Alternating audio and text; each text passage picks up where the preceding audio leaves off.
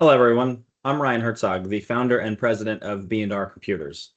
Today's webinar is on the 3 security gaps that cause 80% of breaches. So only 3 items are really the main cause of breaches in small and medium-sized businesses.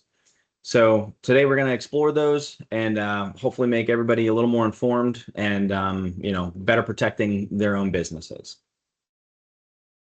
So most small businesses think that they're protected, but they're not. And they often think too that they're too small to matter, but that's not the case either. So 43% of cyber attacks do target small businesses. Now we say target, but in most cases, things are more random. These criminals launch attacks out on the internet, and whether it's a small business, a medium business, they're more random than they are targeted, but 43% of cyber attacks, they do end up targeting or breaching small businesses. And then 60% of small to medium businesses will close within 6 months of a breach. And typically that is due to the costs associated with a breach, whether it's remediation or if it's ransomware, paying the ransom. And then even after you make it through the breach, there's going to be reputational damage. So all of those things combined, a majority of over half of small businesses close within 6 months of a breach. And then the average cost of a cyber attack on a small to medium business is $200,000. And that'll include remediation and any costs associated with credit monitoring of your clients if their information was leaked. So the $200,000 mark is a significant number for any small business. So the 3 gaps that we're mainly looking at today, missing or broken multi-factor authentication, unpatched systems and software, and then no endpoint detection or response. So those are the 3 most common gaps that small to medium businesses have.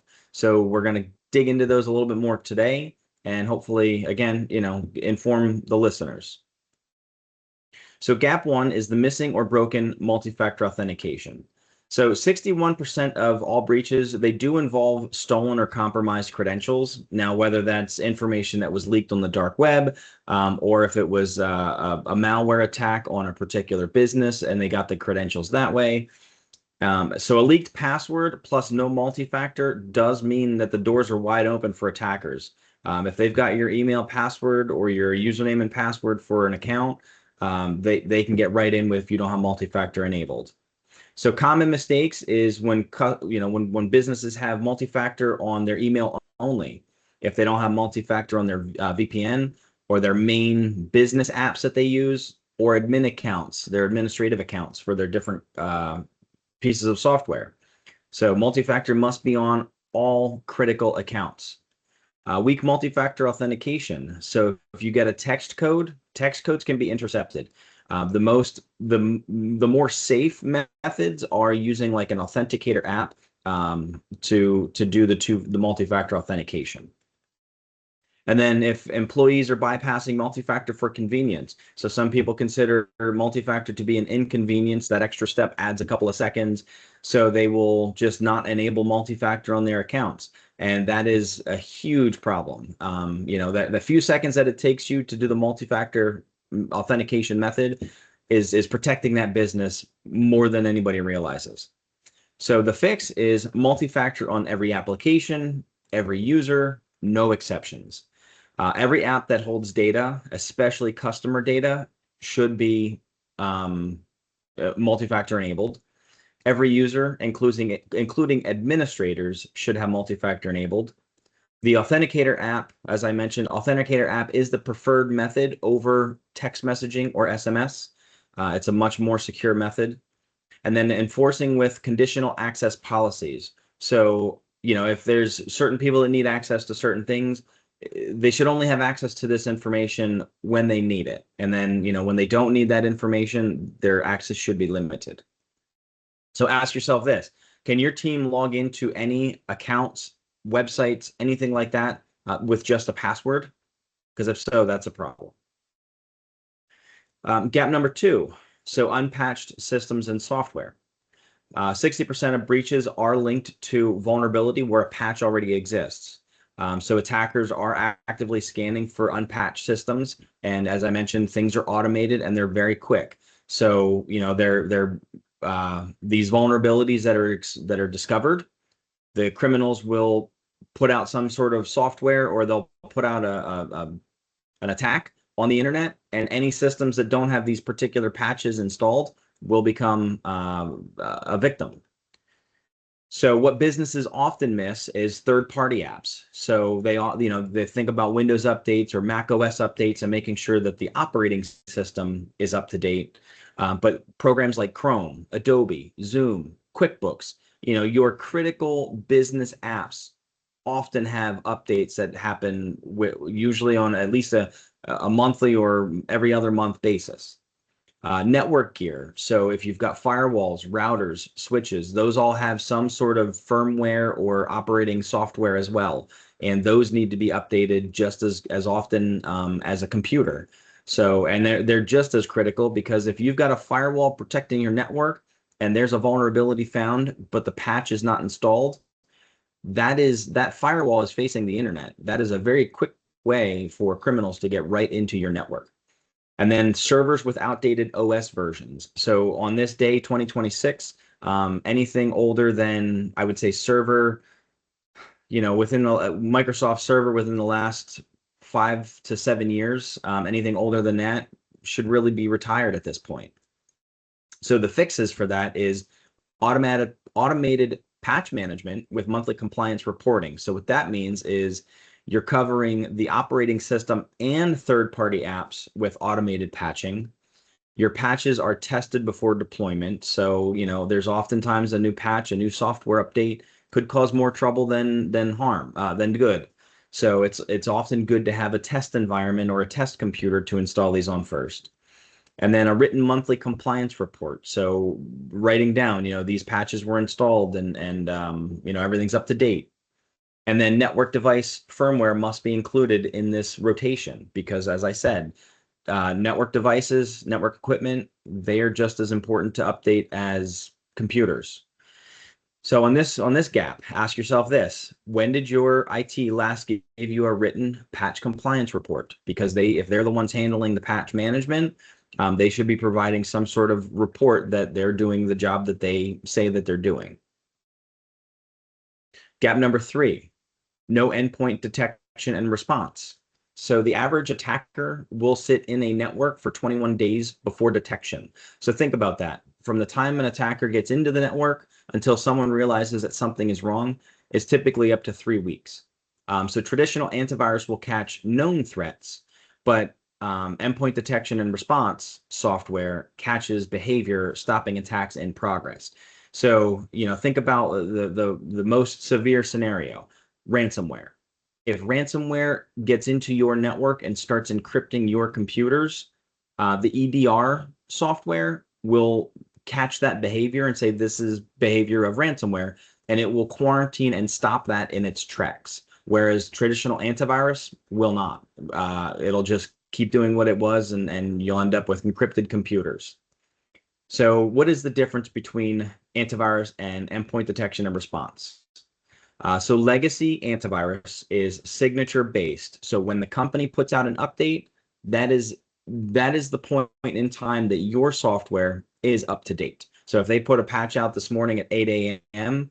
And then your computer updates with that signature, you're only covered up till 8 a.m. So if something critical came out at 11 a.m., your computer's not going to know about that until the next round of updates for the antivirus.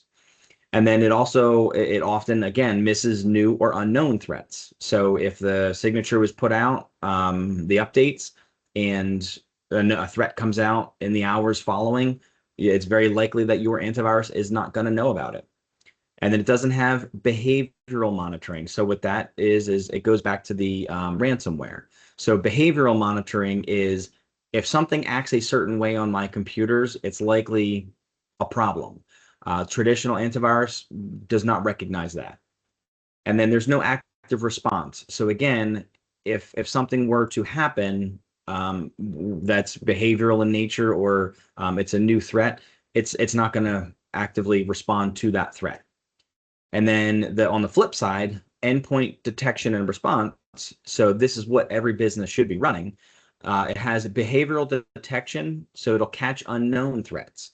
So if something new comes out and it infiltrates your network, and on the computers, the EDR software will recognize this and say this is not normal, and it'll quarantine it and stop it, and then alert you or your IT company that something is happening so that it can be followed up with. And that way, if it is something that's okay, you can allow it to continue.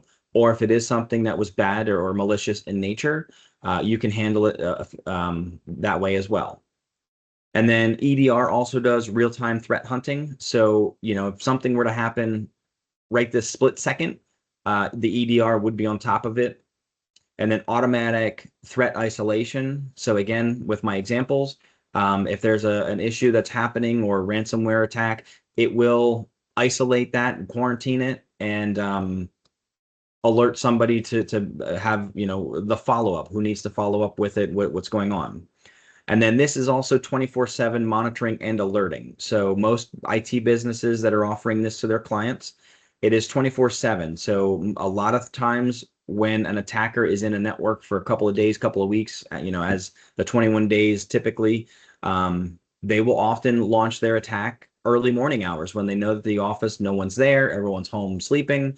And you come in the morning, and all of a sudden, that's when you got the message. You've been hit with ransomware, pay the ransom, or some other thing happening. So the 24/7 monitoring and alerting means someone is in the back end watching this all in real time, and you can go home and sleep at night and not worry, because if something happens, it is being monitored. So again, with the ask yourself this: is anyone or anything actively monitoring behavior on your endpoints right now? And if you say that you've got an antivirus, it's likely the answer is no. So now, quick self-assessment. Do you have these gaps? So can any employee log into work apps with just a username or password? When did someone last audit and patch all of your systems, including third-party apps? And then 3, are you running standard antivirus only with no active behavioral monitoring? So think about McAfee, Norton, Avast, AVG, any of these traditional antivirus programs, they are very, very likely not doing active monitoring. And now, where can B&R Computers help? So we do offer a free 20 to 30 minute business risk review, where we will just go over some questions. It'll be a phone call or a Zoom call, and we'll ask questions and get a better understanding of if there's gaps in your environment now. And again, if you have an IT provider, we provide you with a summary of our discussion. And if there's areas like, I've done risk reviews with businesses that had IT, and we found out that they did not have multi-factor enforced on their email accounts. We found out that they were making backups every day, but the backups were not being tested unless the client asked them to test. So things like that we uncover, and then you can take that back to your IT provider, and as long as they resolve those gaps, then great. But if they give you an issue or pushback, or you're interested in learning more about how we would handle things, we can always provide you with a proposal for our solution. But that's not what the business risk review is for. The business risk review is just to help you understand if you've got risks, and then if you've got a provider, an IT provider already, let them handle it. We're not there. It's not a let's replace your IT call. It's a let's make sure you know your risk.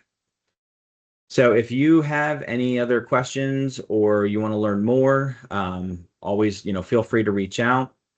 You can find us on the web. You can give us a call. You can send us an email. We're always here to help and make sure that you're safe. So with that, I'm glad that you took the time to sit in on this webinar, and hope to see you at the next one. Thank you.